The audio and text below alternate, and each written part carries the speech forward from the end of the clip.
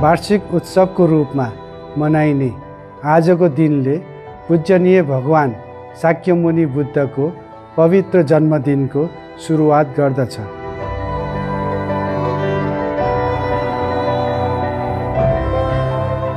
आउनुहोस् हामी सबै भगवान बुद्धप्रति श्रद्धाका साथ उहाँको करुणामय जीवन, शाश्वत शिक्षाहरू र भविष्यको बुद्ध मैत्रेय बुद्धको बारेमा उहाँको भविष्यवाणीहरूलाई मिलेर स्मरण गरौँ।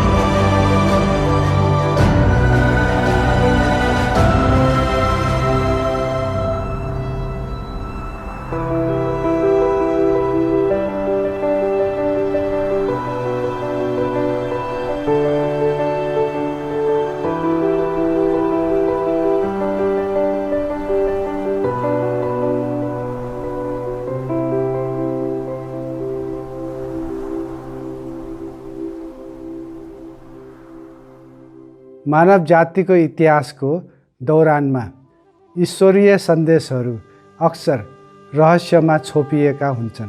भविष्यवक्ताहरू, मसिहाहरू वा जुनसुकै नामले सम्बोधन गरे तापनि उहाँहरू प्राय सताइएका र प्रताडित हुन्छन्।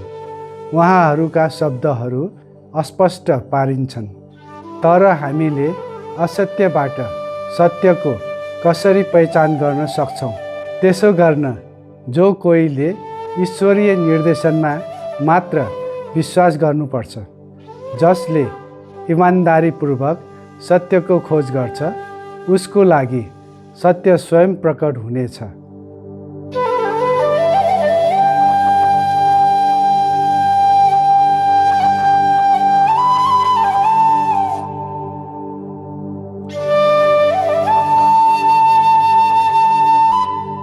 प्राचीन कपिलवस्तु सहरमा 2500 वर्ष अघि एक राजकुमारले आफ्नो राज्यको त्याग गरेर बुद्धत्व हासिल गरी पूर्ण रूपमा आत्मज्ञान प्राप्त गरे।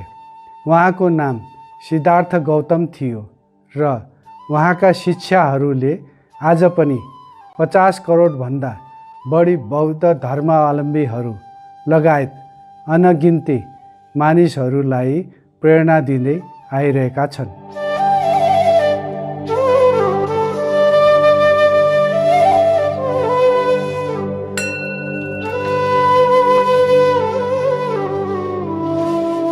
भगवान शाक्यमुनि बुद्धको जन्मदिवस संसारभरि विभिन्न परम्पराहरूको माध्यमबाट मनाइन्छ।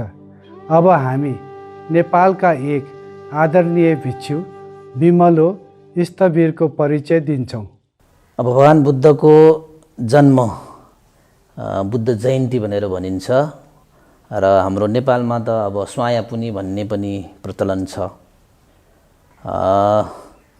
बुद्ध पूर्णिमा पनि भनिन्छ, किन भन्दाखेरि उहाँ भगवान बुद्ध जन्मिनु भएको नेपालको लुम्बिनी बगैँचामा वैशाख पूर्णिमाको दिनमा जन्मिनु भएकै कारणले वैशाख पूर्णिमा भनेर पनि मानिन्छ। पौराणिक कथा अनुसार जब राजकुमार सिद्धार्थको जन्म भयो, तब राजदरबारका भविष्यवक्ता ऋषि असित मुनिले बालकलाई हेरेर भविष्यवाणी गरे। यदि यो बालक राज्यमा बस्यो भने ऊ चक्रवर्ती राजा बन्नेछ। यदि उसले राज्य त्याग्यो भने निसन्देह सारा संसारमाथि विजय प्राप्त गर्नेछ बुद्धको रूपमा। पुत्र सिंहासनको त्याग नगरोस् भन्ने चाहना राखेर राजकुमार सिद्धार्थका पिता राजा शुद्धोधनले सिद्धार्थलाई लगातार रमाइला क्रियाकलापहरूले घेरिदिएका थिए। सिद्धार्थ आफूले सिकेका हरेक कुरामा उत्कृष्ट हुनुहुन्थ्यो। उहाँको एक पत्नी र छोरा थिए र सबै उहाँलाई प्रेम गर्थे।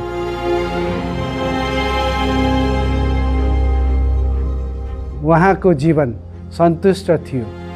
तर पछि 29 वर्षको उमेरमा राजकुमार सिद्धार्थले दरबारको पर्खाल बाहिर गएर वृद्धावस्था, बिरामी र मृत्युको वास्तविकता सामना गर्नुभयो, जसबाट उम्कने कुनै शरण थिएन।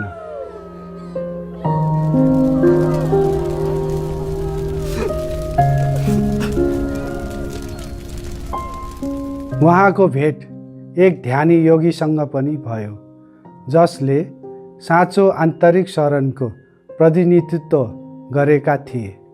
यस घटनाले सिद्धार्थभित्र रहेको संसारिक दुःखबाट मुक्ति पाउने खोजको आगोलाई सल्काइदियो।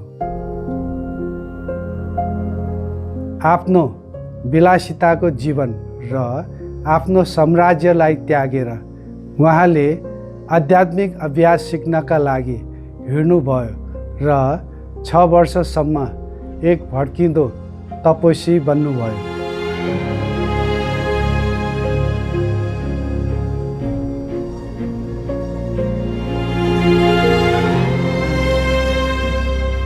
त्यो अन्तरालमा उहाँले चाहिँ केही अन्नपान सेवन नगर्ने, त्यसपछि उहाँले चाहिँ तपस्या गर्दै जाँदाखेरि दिनरात नभनिकन उहाँले तपस्या गर्दाखेरि अन्तिममा चाहिँ उहाँले श्वास, जुन चाहिँ श्वास प्रश्वास छ हाम्रो, त्यो श्वास प्रश्वाससम्म पनि उहाँ रोकेर उहाँले ध्यान भावना गर्नुभएको थियो।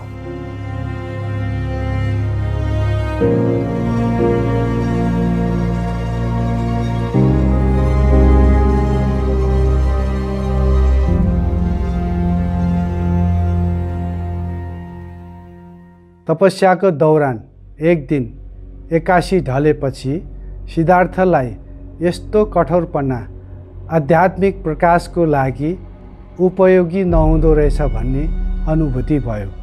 त्यसपछि उहाँ भारतको बोधगयामा पिपलको वृक्ष मुनि बस्नुभयो, जुन अहिले बोधि वृक्ष अर्थात् ज्ञानको वृक्षको नामले चिनिन्छ।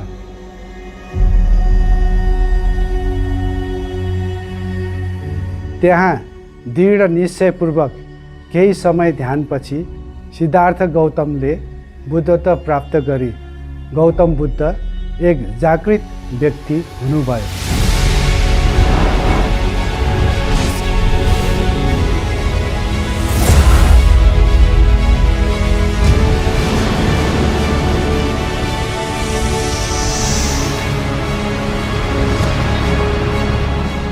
उहाँ शाक्य मुनिको रूपमा पनि चिनियो, जसको अर्थ हुन्छ शाक्य वंशको मुनि।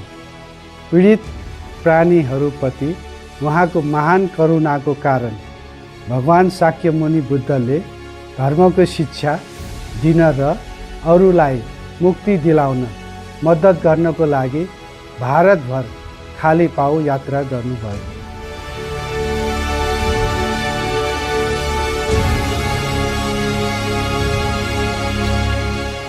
बुद्धले सबैलाई आफ्नो शिष्यको रूपमा स्वागत गर्नुभयो। राजाहरू र साधारण मानिसहरू, आम मानिसहरू र त्यागीहरू, पुरुषहरू र महिलाहरू, युवा र वृद्ध सबैलाई।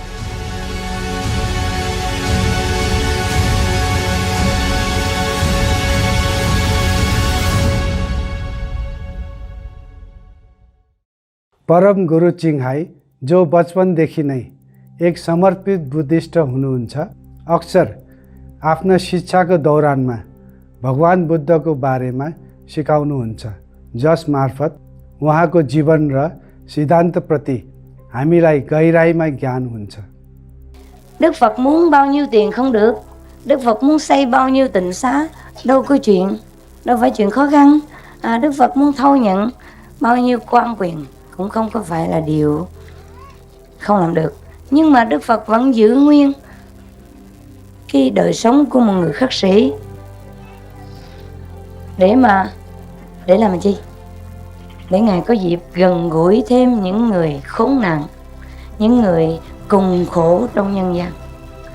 Thì bởi vì cái lòng thương của Đức Phật rộng lớn bao la như vậy, cho nên Ngài không từ gian khổ 49 năm lặn lội trong nhân gian, đi hết nhà này tới nhà kia, giàu sang Ngài cũng đến, bần cùng Ngài cũng không từ, để mà dùng cái phương tiện hạn hẹp đó độ cho tất cả những người nào Ngài có thể với tới được, có thể liên lạc được.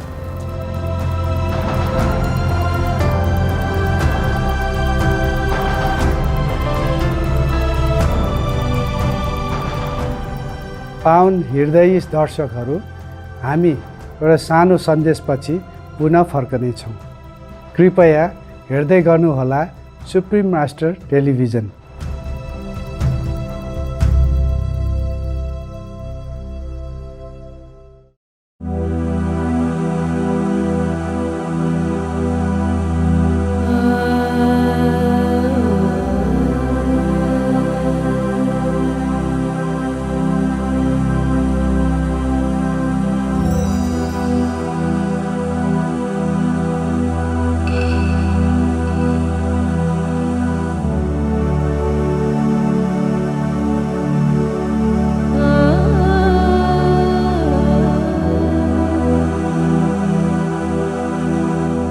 सुधर्मी दर्शकहरू, हाम्रो कार्यक्रममा पुनः स्वागत छ।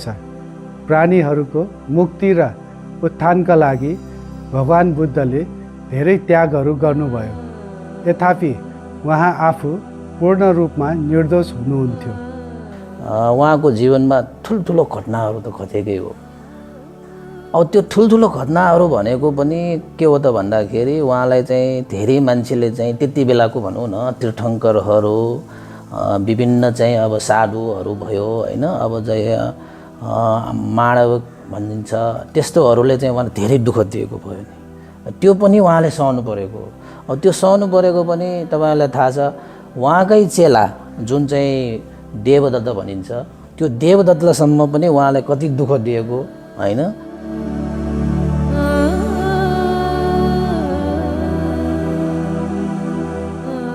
भगवान बुद्धले यस जीवनमा मात्र नभएर अनगिन्ती पूर्व जुनीहरूमा पनि बलिदान दिँदै आउनु भएको छ।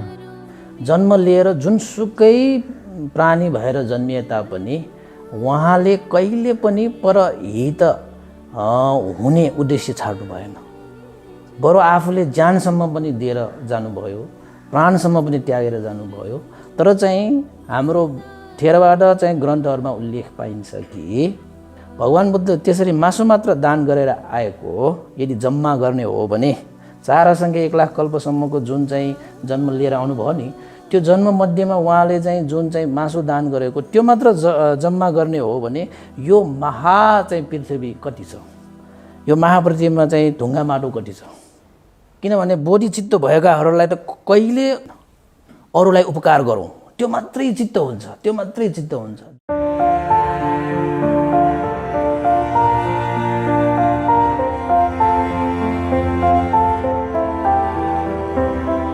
But the Buddha's love is different. The love is like that. The love is to jump into burning fire. The love is to cut your own head to make offering. The love is to sacrifice your eyesight to offer, to make offering so that you can become Buddha sooner in the future. The love is, give all the property to the poor person without knowing that person, just to save him. The love is to kill yourself so that 5 people can live. That is the love, the true love. The love, no wanting anything in return, just truly giving. But that love of the Buddha is truly, 1,000,000% unconditional. That kind of love we feel very comfortable with. That's why people love the Buddha.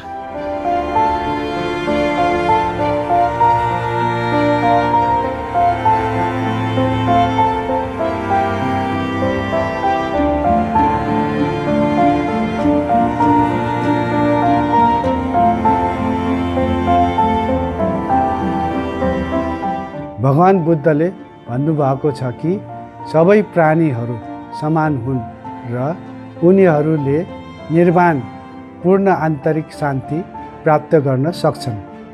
उहाँले पञ्चशील नैतिक मार्गदर्शनको रूपमा सिकाउनुभयो, जसमध्ये पहिलो शील कुनै पनि प्राणीलाई हानि नपुर्याउनु हो। प्राणी हिंसा त्याग्न सकियो भने अरू अरू कार्य पनि हामीले सजिलैसँग पालना गर्न सकिन्छ भन्ने उद्देश्य राखेर उहाँले चाहिँ पञ्चशीलमा प्राणी हिंसा नगर्नु भनेर भन्नुभएको छ। त्यसैले पनि हामीले के सिक्न सकिन्छ त भन्दाखेरि भगवान् बुद्धको शिक्षा भनेकै अहिंसावादी नै हो। कुनै पनि प्राणीहरूलाई हिंसा गर्नुहुन्न, कुनै पनि प्राणीहरूको हत्या गर्नुहुन्न, दुःख कष्ट दिनुहुन्न भन्ने उहाँको उद्देश्य नै हो।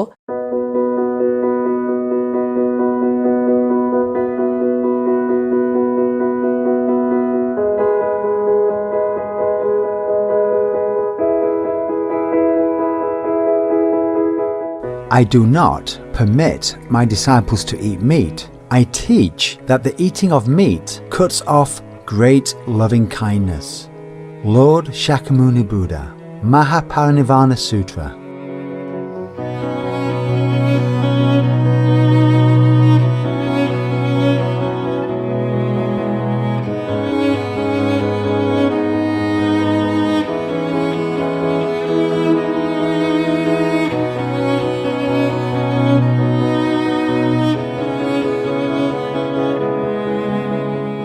आज पनि धेरै बौद्ध भिक्षुहरूले र अनुयायीहरूले बुद्धको करुणापूर्ण उदाहरणलाई अनुसरण गर्दै मासु खानबाट टाढा बस्छन्। जस्तै कोरियाका एक भिक्षु र पूर्व मठाधीश आदरणीय बियोग ध्यान। 서가모니 부처님께서 법을 설하시던 때로부터 많은 시간이 흘렀고 세상이 많이 변했지만 기본적인 불교의 가르침에는 변한 것이 없습니다. 내면의 평화를 찾고 이를 유지하는 것이 바로 불교의 가르침입니다. 이 내면의 평화를 위해 부처님께서 가장 강조하신 것이 바로 자비인데요. 자비를 행하지 않고서야 부처를 이룰 수 없으니 자비의 길인 비건 생활을 하는 것이 부처가 되고자 하는 수행자들에게 꼭 필요한 조언이 아닐까 생각합니다.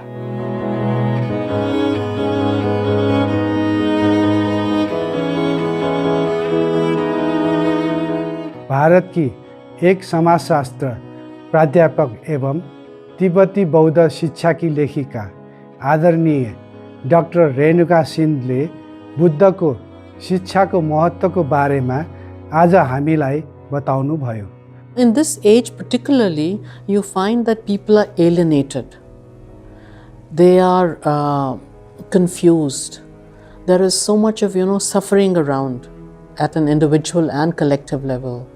Economic, political, ecological, social.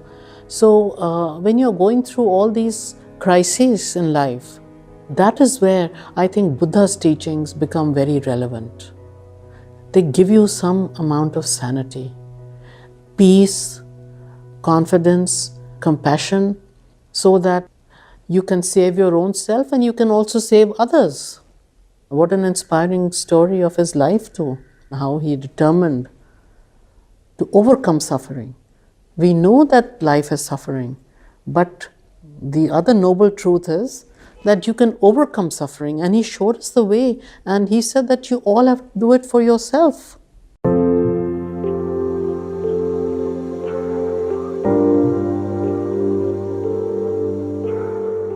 Be a light unto yourself. Betake yourselves to no external refuge. Hold fast to the truth. Look not for refuge to anyone besides yourselves. Lord Shakyamuni Buddha.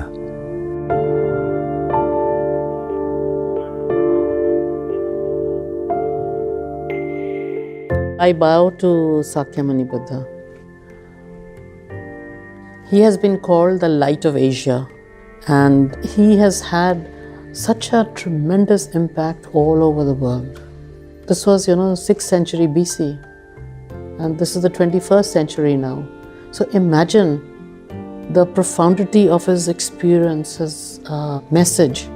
This question of, an ethical living today is the result of, the presence of Shakyamuni Buddha. We are really grateful to Lord Buddha for working for us, for turning the wheel of Dharma for the whole world. And I think Lord Buddha will remain an inspiration forever till time and space exist.